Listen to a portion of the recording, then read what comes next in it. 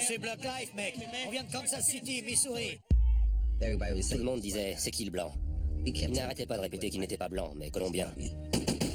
Il a commandité des meurtres, des fusillades. Alejandro Corredor était le plus gros dealer de cocaïne de Kansas City. Il avait une jolie maison dans un quartier paisible. Ça aurait pu être votre voisin. Et c'était la conjoncture parfaite, parce qu'il pouvait traiter directement avec les cartels mexicains. En espagnol ou en anglais, ça évite les intermédiaires. Bird et Westbrook formaient Block Life. Maman, putain de frère. Ils étaient comme des frères, il l'a aidé. Ils ont signé un contrat chez Universal. Il réalisait un fantasme. Le rap, la drogue, l'argent, le pouvoir. C'était caché dans le réservoir, dans les portières. La voiture était capitonnée de billets. C'était dans le minivan, on ne voulait pas le perdre. Les policiers ont confisqué de l'argent liquide en partance pour le Mexique. Corredor était responsable et ils lui ont dit « Tu dois tuer quelqu'un ». Oui, la police confirme un homme mort dans un des appartements. Trop de gens étaient morts. C'était fini. Twin Code, opération Blockbuster. Je voyais encore du bon en lui. Il a fait ce que personne d'autre ne voulait faire. Block Life, on a tous prêté serment, jusqu'à la mort ou la prison. C'est un cartel, il ne faut pas prendre ça à la légère.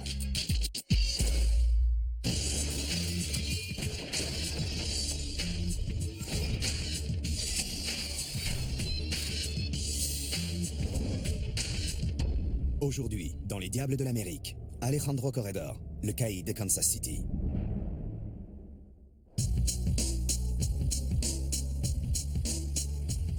Le quartier du Bronx, à New York, est généralement considéré comme le berceau du mouvement artistique appelé le hip-hop.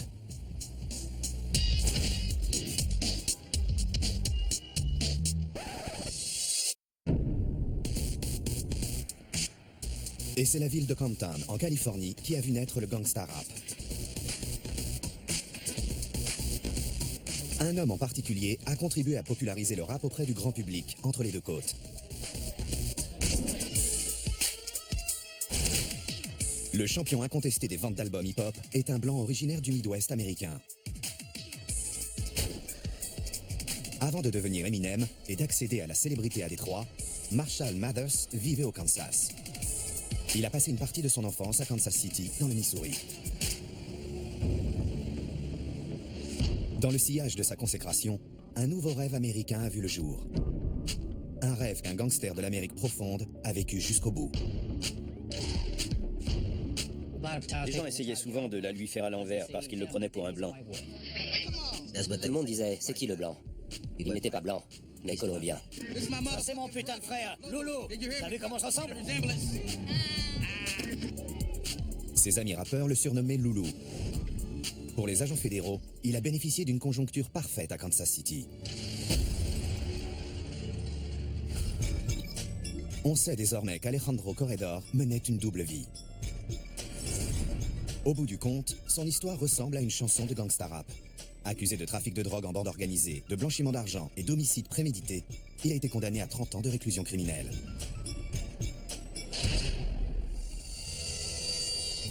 Quand on passe des années et des années avec des gens et qu'on gagne des millions de dollars ensemble, ça ne me tire pas un trait comme ça. Il risquait la peine de mort. Il a choisi de parler. Le plus important, c'était de passer un accord avec le procureur pour qu'il ne requiert pas la peine de mort. Pour contenir le risque judiciaire, il coopère avec la police. On s'aime beaucoup tous les deux, mais ça n'aurait pas dû arriver. T'es coupable, tu vas au placard. Comme tout le monde.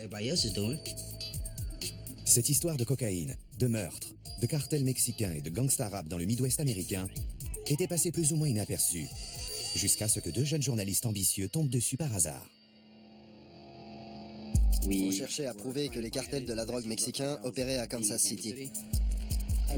J'ai tapé Kansas City et cartel de drogue dans Google et j'ai découvert un entrefilet dans le Kansas City Star qui datait de la mise en examen de Corredor. Ils viennent de trouver une mine d'or. Tous deux sont encore étudiants. Ian Cummings achève sa 5e et dernière année à l'université du Kansas, tandis que Chris Hong est en 4e année.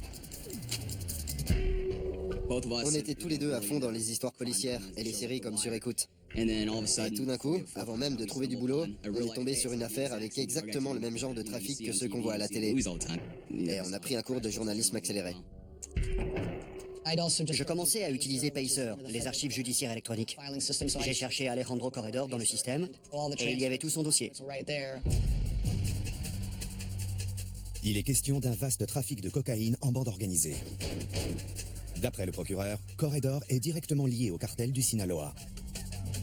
À en croire le bureau du procureur, c'était un des plus gros trafiquants de drogue jamais arrêtés. C'est quand même quelque chose, d'autant que ce type aurait pu être votre voisin.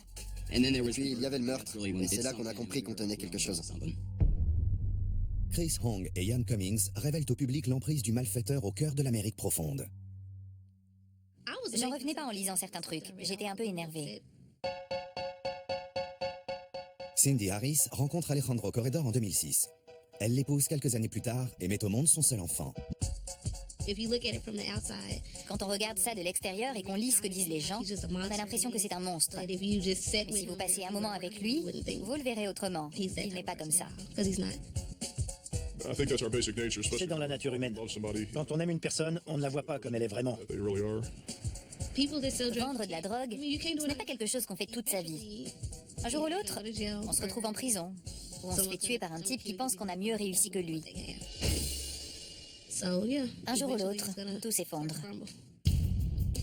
Et Alejandro Corredor a bien failli se faire tuer. L'argent a ouvert beaucoup de portes. C'était le seul point positif. Mais il y avait aussi des points négatifs, comme par exemple se faire tirer dessus en sortant de boîte. Loulou attendait dans le 4x4 et un type a voulu le braquer. Quand Devon est sorti du magasin, le gars lui a tiré dessus. Tourne ici et appuie sur le champignon. On lui a sauvé la vie. Littéralement sauvé la vie, à de nombreuses reprises. Il s'est associé avec un cartel pour monter ce réseau. Où que tu ailles, ces types-là te retrouvent et viennent te chercher.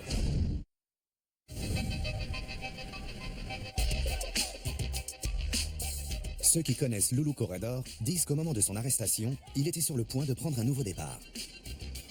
Il s'accrochait à la musique. Il voulait que ça marche. Il avait mis plus que de l'argent là-dedans. Pour lui comme pour eux, Block Life était un rêve parfaitement légal. Ils ont signé un contrat chez Universal environ 6 mois avant d'être mis en examen.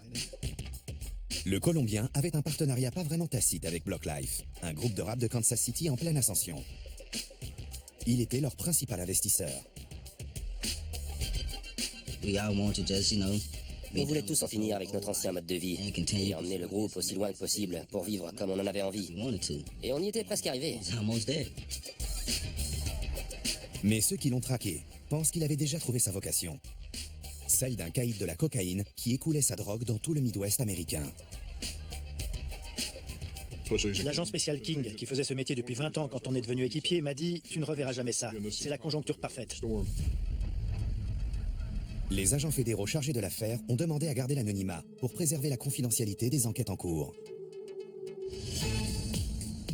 C'était la conjoncture parfaite, parce qu'il parlait couramment l'espagnol et pouvait traiter directement avec les fournisseurs de drogue. Et en même temps, il avait créé des liens avec un groupe de hip-hop.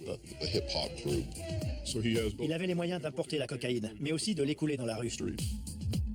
Alejandro Loulou Corredor a un pied dans chaque monde.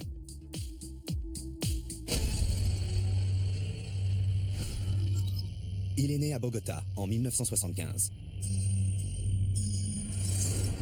La Colombie est alors considérée comme l'épicentre du narcotrafic mondial. Il avait eu une enfance difficile, mais il n'aimait pas trop en parler. Dans la Colombie des années 90, le sang coule à flot. Narcotrafiquants et guérillas antigouvernementales recourent à une violence aveugle et souvent mortelle.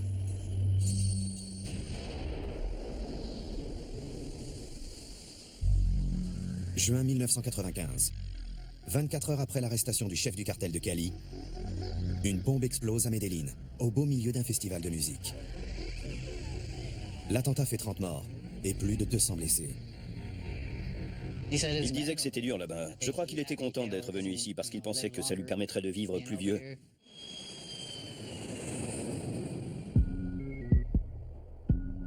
À 18 ans, il a quitté la Colombie pour s'installer à Kansas City, où il avait de la famille. Son frère était déjà là. Son père l'a envoyé aux États-Unis pour l'éloigner de ce climat de violence. Immigré sans papier, il trouve un emploi de serveur et s'évertue à devenir invisible. à se fondre dans l'Amérique profonde. Les gens qu'on a interrogés ont décrit quelqu'un d'intelligent et de très sympa. Beaucoup ont évoqué un chic type.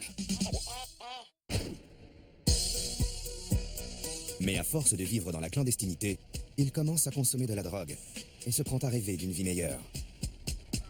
Il était venu pour fuir la Colombie et on lui a proposé de la drogue. Il n'est pas arrivé avec, il se retrouvait pris dans le truc. En 1997, alors que Slim Shady accède à la célébrité en incitant les gens à sniffer de la cocaïne et à fumer de l'herbe, Loulou trouve sa vocation. Il a commencé à vendre de la drogue très tôt et il était doué. Or, quand on est doué, on finit par monter en grade. En 2001, il fait la rencontre d'une jeune américaine, Melissa. Chris Hong et Ian Cummings ont réussi à l'interviewer. C'est une fille de la campagne. Elle a grandi dans le Kansas rural. J'ai cru comprendre que c'était une femme plutôt simple, un peu trop paisible pour lui. Ils se sont rencontrés en boîte. À l'époque, elle était avec un policier de Lawrence, à environ 45 minutes de route. D'après ce qu'elle raconte, il n'arrêtait pas de venir la voir pour lui demander de sortir avec lui. Et elle a fini par dire « Ok, allons-y ».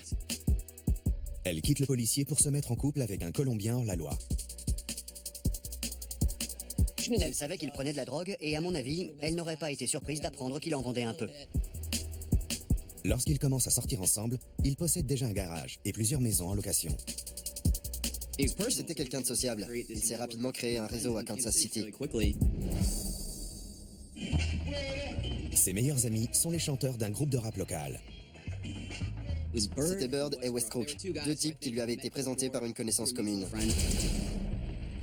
De leur vrai nom, DeAndre Jones et Dennis Westbrook, ils ont monté Block Life Entertainment, un label indépendant dont Innis Campbell était le manager. Ça venait vraiment de la rue. Il y a plein de mecs qui rappent sur n'importe quoi, mais eux, ils parlaient de trucs qu'ils avaient vraiment fait ou pas fait. Ceci est une déclaration officielle. Nous ne vendons pas de drogue. Ok? Merci. Sean Charles chantait dans le groupe. On faisait de la musique bien avant de connaître Alejandro. Mais en entendant la musique qu'on produisait à toute petite échelle, il a imaginé ce qu'on pourrait faire à plus grande échelle. C'est là qu'il a décidé d'investir dans notre entreprise. Apparemment, Alejandro Corredor avait un paquet d'argent dont il ne savait pas quoi faire. Alors il a investi dans un groupe de rap dont la carrière a décollé.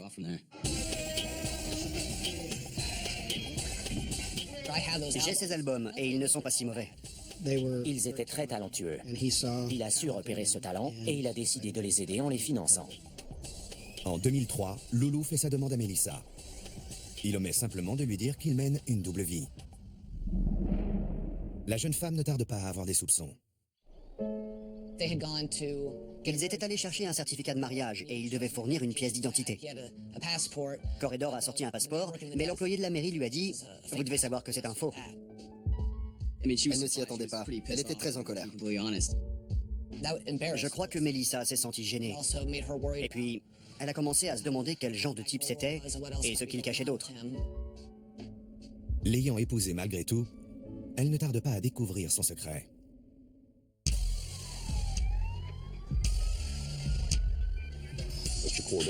Monsieur Corredor a été arrêté en Oklahoma et la police a saisi près de 40 kilos de cocaïne. La drogue se trouvait dans un autre véhicule. Monsieur Corredor conduisait ce qu'on appelle la voiture ouvreuse. Il précédait la voiture avec la cocaïne. Transféré à la prison de Pratt dans le Kansas voisin, Loulou appelle aussitôt sa femme. Il a téléphoné à Melissa pour lui dire qu'il y avait des choses dont il fallait se débarrasser au sous-sol. Elle raconte qu'ils ne se connaissaient pas encore très bien. Ils venaient de se marier. Quand ils ont emménagé ensemble, ils ont chacun apporté tout leur bazar. Et ils en ont mis une partie au sous-sol. Elle ne s'attendait pas à découvrir des sacs poubelles de marijuana et des briques de cocaïne. À partir de là, elle m'a dit qu'elle avait paniqué. Elle est remontée à l'étage et elle a commencé à tout jeter dans les toilettes. Et c'était tellement épais que ça a bouché les canalisations. Pendant que Corredor se morfond dans une cellule, Melissa s'enfuit de la maison. Elle ne reviendra jamais. Son style de vie a commencé à changer et elle a dû s'adapter. Quand on ne veut pas s'adapter, il ne faut pas s'étonner. C'est là qu'on a commencé à s'intéresser à Monsieur Corredor. On les a vus mettre des caméras en place. Ils nous surveillaient depuis la rue. C'était chaud. En 2005, la double vie d'Alejandro Corredor est révélée, au moins à sa femme.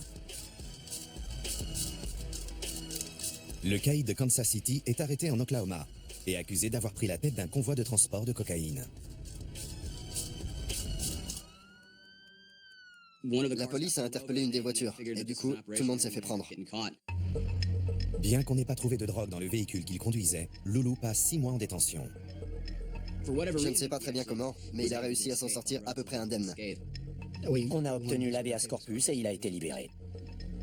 Il est amené devant un juge qui estime sa détention arbitraire et ordonne sa relaxe, faute d'éléments à charge. Il s'en est sorti sans être poursuivi. Lorsqu'il rentre chez lui, il est à nouveau célibataire. Melissa s'était enfuie. J'ai l'impression que pour Corredor, ça a été une leçon de vie. Il a compris qu'il ne pouvait sans doute pas vivre avec une personne normale. Il lui fallait quelqu'un qui accepte ce genre de choses.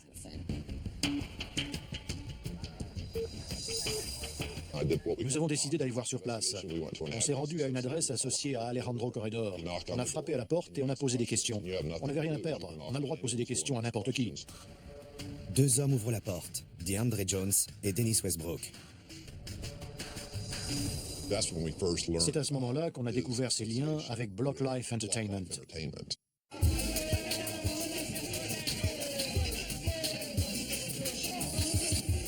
En 2006, Jones et Westbrook ont sorti leur premier album, Bleed the Block, financé en partie par Alejandro Corredor.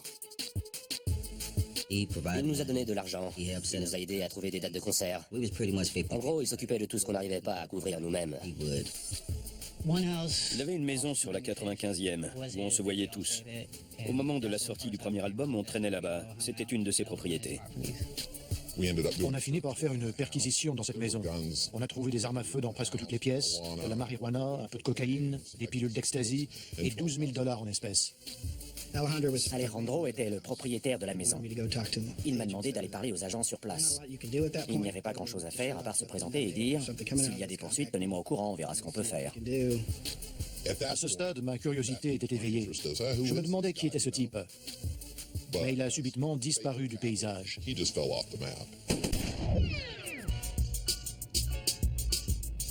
Loulou change sa manière d'opérer et de vivre.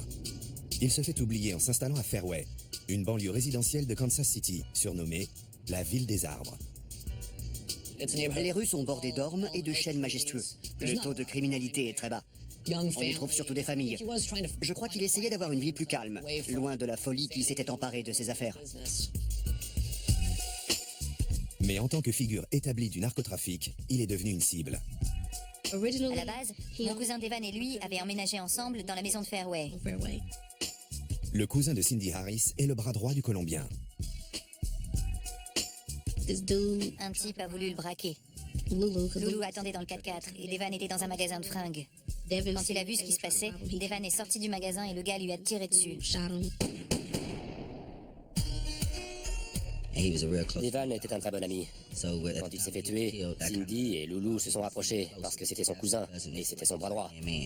On a commencé à les voir très souvent ensemble. Mère célibataire, la jeune femme a déjà 2 enfants. Devan s'est fait tuer en septembre 2006. Après sa mort, j'ai emménagé avec les enfants dans la maison de Fairway. On n'a pas eu le temps de dire ouf qu'ils étaient fiancés et prêts à se marier.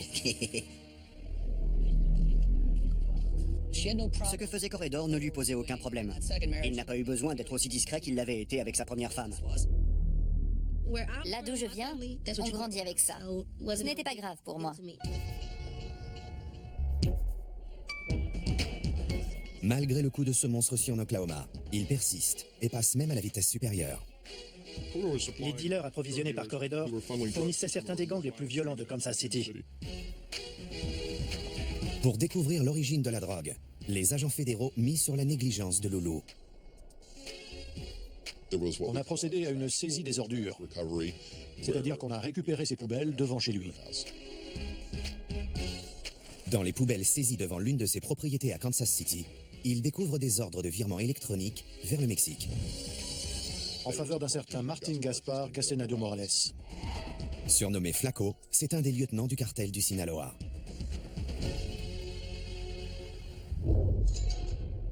Il se fournissait directement auprès des cartels mexicains. D'après les policiers, il fait venir 50 kilos de cocaïne à Kansas City tous les 15 jours. Et pour accroître sa force de vente, il se tourne vers son autre entreprise.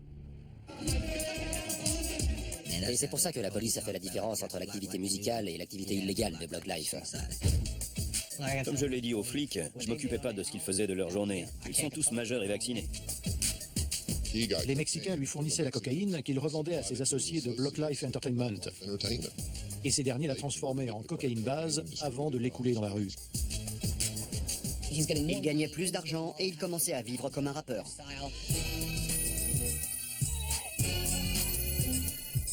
Il avait un Hummer recouvert d'un sticker géant de Block Life.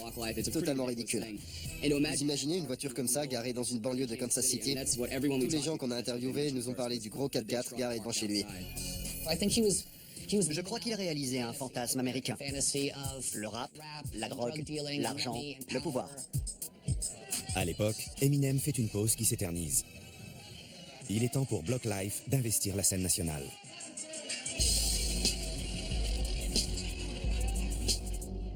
On a fait de gros concerts et on les a bien rentabilisés. On vendait des CD, des serviettes, des tasses, ce genre de choses. Et après le concert, on comptait l'argent. On se faisait un paquet de fric en toute légalité. De son côté, Alejandro Corredor est aussi devenu une figure incontournable de Kansas City. En 2008, les agences fédérales ont assez d'éléments à charge pour demander au ministère de la Justice l'autorisation de mettre le Colombien et ses associés sur écoute. Mais les choses se précipitent avant même qu'ils aient obtenu le feu vert. La police de la route du Texas arrête un minivan à Amarillo et trouve de la cocaïne dans un compartiment secret. Et les policiers persuadent le conducteur de coopérer. Les agents de la lutte antidrogue au Texas et à Kansas City organisent une livraison sous surveillance. Ils ont suivi la cocaïne jusqu'à une maison dans les quartiers nord-est de Kansas City. Et ils ont vu quelqu'un la réceptionner. Ils savent que la maison sert de planque au cartel du Sinaloa. Ils ont obtenu un mandat de perquisition, ils sont entrés, ils ont arrêté quelques personnes et ils ont trouvé un livre de compte avec des noms, des sommes et des quantités de cocaïne. Le livre de compte retrouvé dans cette maison lui attribuait des centaines de kilos de cocaïne. C'était un bon élément de preuve. Dans une des pièces, ils trouvent encore mieux. Une valise contenant une douzaine de kilos de cocaïne avec une étiquette à bagages au nom d'Alejandro Corredor. Sur l'étiquette à bagages, il n'y avait même pas de nom de code. C'était son vrai nom. Je me disais, tu veux devenir millionnaire, il est temps d'arrêter. Surtout que tu as une entreprise légale. C'est ce qu'on se disait tous. Il fallait arrêter avant qu'il soit trop tard. Mais Loulou n'est pas encore prêt à se retirer du jeu. C'est pas facile de trouver des gens qui acceptent de coopérer quand en face, on a quelqu'un qui n'hésite pas à mettre un contrat sur leur tête et à les faire tuer.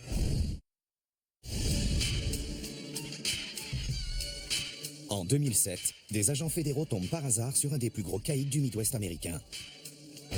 Lors d'une perquisition dans une maison de Kansas City, ils découvrent une étiquette à bagages à son nom sur une valise pleine de cocaïne et de billets. Corredor. Corredor. C'est presque comme si le malfaiteur lançait une invitation à la justice. Venez m'arrêter. En collaboration avec la brigade anti-gang de Kansas City, le service de répression des fraudes et l'agence de lutte anti-drogue, les enquêteurs de la sécurité intérieure lancent l'opération Blockbuster pour coincer Alejandro Corredor. Il commence par mettre ses communications sur écoute et suivre ses déplacements par GPS. Le fait de le suivre nous a aidé à consolider le dossier.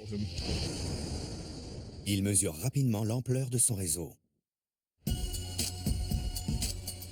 La plupart de ces types connaissent la chanson. Ils parlent rarement au téléphone. Mais Corredor, lui, parlait à Flaco, au Mexique. Et il parlait souvent de façon explicite. Flaco, c'est le contact d'Alejandro Corredor au sein du cartel du Sinaloa, celui qui lui fournit la cocaïne. Corredor avait 20 personnes sous ses ordres. Mais de l'autre côté de l'organisation, il y avait les Mexicains qui récupéraient l'argent et faisaient entrer la drogue aux États-Unis. À l'apogée de son règne, Loulou reçoit jusqu'à 50 kilos de cocaïne tous les 15 jours. Ça arrivait chez lui, et ensuite, tout le monde se réunissait pour la répartition. Il prenait la marchandise à crédit, et il la payait environ $20 000 le kilo. Si on fait le calcul, ça représente entre 1 million et 1,5 million de dollars de cocaïne. En consignation. Quelques semaines plus tard, les Mexicains repartent vers le sud, à bord d'une autre voiture en remorquant un véhicule derrière eux. En gros, ils remorquaient une voiture dans laquelle ils avaient planqué l'argent pour traverser la frontière. C'était caché dans le réservoir, dans les portières. La voiture était capitonnée de billets de haut en bas. Et ils leur devaient en permanence 300 000 dollars ou 1 million de dollars pour la cocaïne déjà envoyée. Quand on doit autant d'argent à des gens comme ça, on est en mauvaise position. Mai 2009. L'opération Blockbuster fragilise encore davantage la situation du Colombien.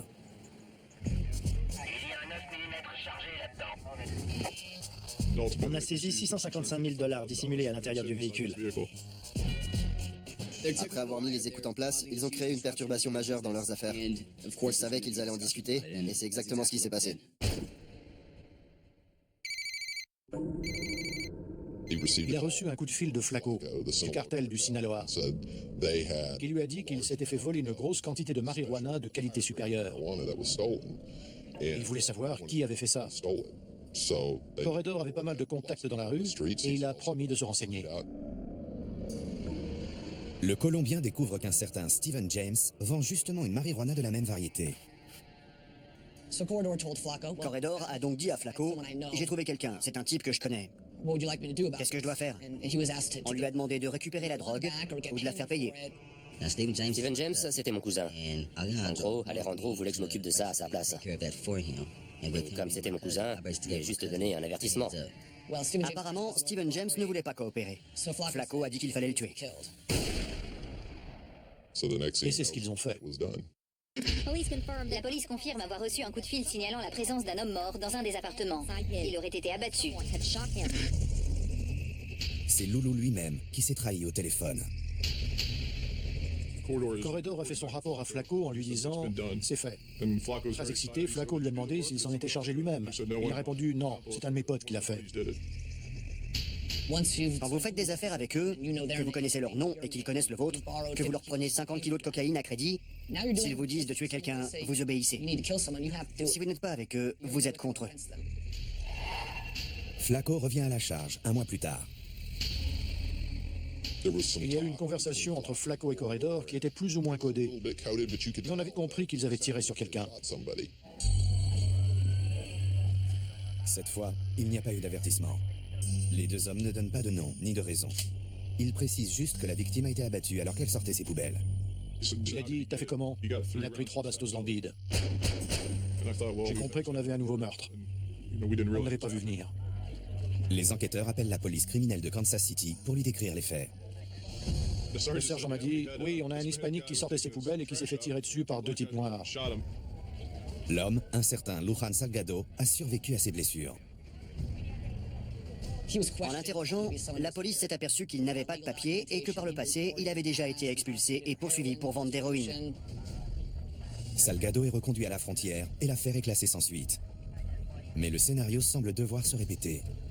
Je me souviens qu'en lisant les transcriptions, je me suis dit « cette fois, c'est fini ». Il parlait de représailles. Va chercher le flingue. Il voulait tuer quelqu'un.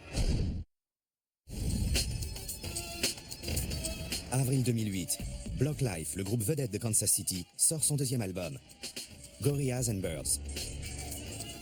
Les rappeurs sont financés par un baron de la drogue, du nom d'Alejandro Corredor. Mon putain de frère, tu vois ce que je veux dire? Alejandro nous a aidés à arriver là. Westbrook et Cuckoo Bird avaient écrit un véritable chef-d'œuvre. On avait signé un gros contrat avec Universal. On était tout en haut. Et tous les autres étaient à des kilomètres derrière nous. Des kilomètres. Il y a un morceau qui dit « Attention quand tu traverses l'Oklahoma ». Mais 6 semaines plus tard, la police met la femme de Loulou derrière les barreaux. Elle avait de la marijuana sur elle, alors ils l'ont arrêtée et ils ont confisqué la voiture. C'était juste un petit joint. Il me disait, comment peut-on se retrouver en prison pour un simple joint? J'étais enceinte et il ne savait pas quoi faire. Du coup, il a perdu les pédales. Le Le 11 juin, Alejandro Corredor est enregistré alors qu'il s'apprête à commanditer un meurtre. Les écoutes téléphoniques révèlent qu'il y a un contrat en cours. Les types avaient cambriolé une de leurs planques. Ils avaient pris la drogue et l'argent. Le locataire a appelé en pleurant et en se lamentant. Et il s'en est suivi une conversation du genre « On ne peut pas tolérer ça, il faut faire quelque chose ». En un printemps, Corredor s'est déjà plié 2 fois aux instructions de son contact, un lieutenant du cartel du Sinaloa. Un homme a été tué. Un autre a survécu après avoir pris 3 balles dans le corps. Le jour où ils vont chercher la mise en examen signée par un juge, les agents fédéraux enregistrent le Colombien. Ce coup-là, c'est lui qui donne les ordres. Le téléphone était sur écoute et il parlait de représailles. Va chercher un flingue, on va lui rendre la monnaie de sa pièce. Il savait qui c'était, et c'est pour ça qu'on a dû clore le dossier. Cette fois, c'était fini. C'est moi qu'ils ont arrêté en premier. D'un coup, en regardant dans le rétro, j'ai vu tout un tas de voitures de police et de voitures banalisées derrière moi. Je me suis dit, tout ça pour un excès de vitesse? Le lendemain, c'est au tour de Loulou. L'équipe d'intervention l'a sorti de la maison. C'était la première fois que je le rencontrais.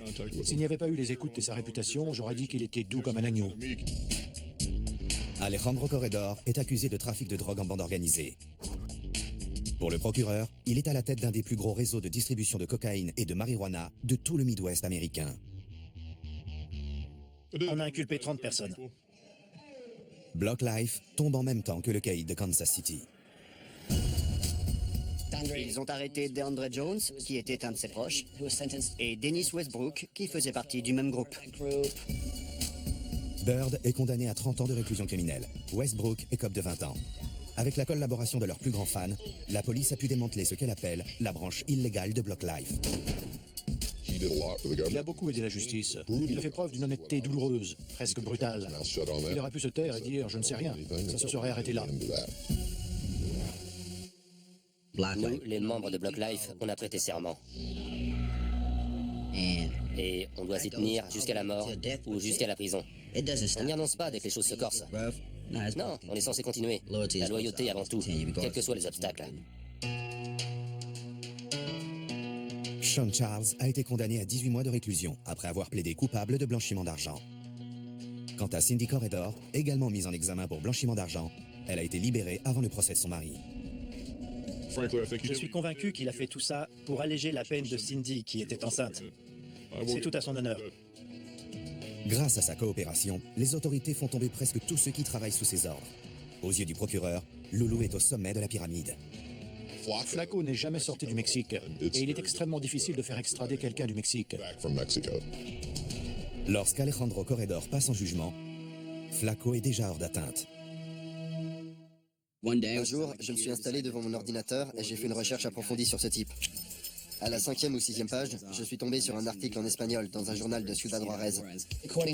D'après le journal mexicain, il a été abattu en mai 2010, dans la rue, par un homme et une femme inconnus. L'affaire n'a pas été résolue. Ce sont les 2 auteurs du papier publié par le Kansas City Star qui me l'ont appris. J'étais très surpris. J'ai regardé sur Internet et en effet, il n'y avait qu'à chercher sur Google. 13 juin 2012. Alejandro Corredor comparaît devant le tribunal fédéral du district ouest du Missouri pour le prononcer de la peine. Joseph Marcus, le procureur, a rappelé que Corredor avait été particulièrement coopératif et il a demandé au juge de le condamner à moins de 20 ans d'emprisonnement. Mais sa coopération lui permet uniquement d'éviter la peine de mort. Elle l'a puni comme elle estimait qu'il le méritait. Elle lui a donné 30 ans.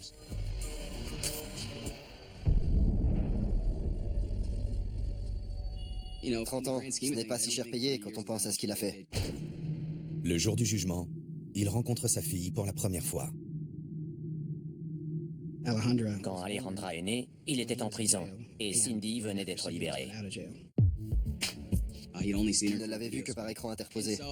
Et comme elle était tout près de lui, il a demandé au juge s'il pouvait prendre son bébé dans ses bras.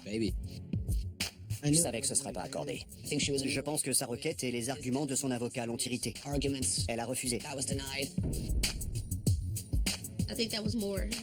Je crois que ça l'a plus atteint que les 30 ans. Alejandro Corredor devrait sortir en 2042. Il aura 67 ans. Comme je lui ai dit, ça aurait pu être pire. Ta fille sera grande, et ce n'est pas si mal. Elle sait où est papa.